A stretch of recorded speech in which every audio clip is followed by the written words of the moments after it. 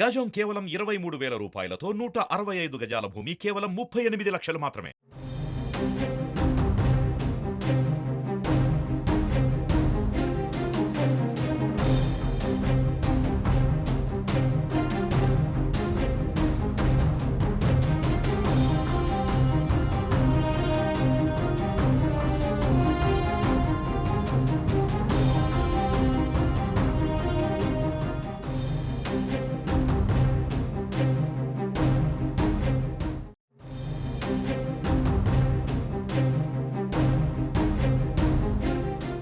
ఆంధ్రప్రదేశ్లో సమ్మె చేస్తున్న అంగన్వాడీలపై వైసీపీ సర్కార్ సంచలన ఉత్తర్వులు జారీ చేసింది. వారిపై ఎస్మా చట్టం ప్రయోగించింది.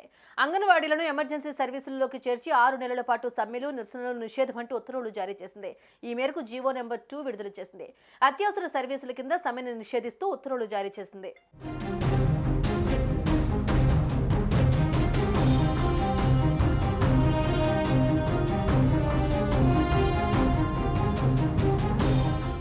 అంగన్వాడీలు సమ్మె చేస్తే చర్యలు తీసుకుంటామని ఉత్తర్వుల్లో ఏపీ ప్రభుత్వం తెలిపింది.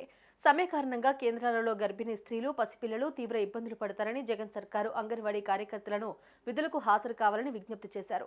జనవరి 5లోగా విధుల్లో చేరాలని ఆదేశాలు జారీ చేసిన అంగన్వాడీలు బేఖాతరు చేయడంతో తాజాగా సమ్మెపై 6 నెలల పాటు నిషేధం విధించింది.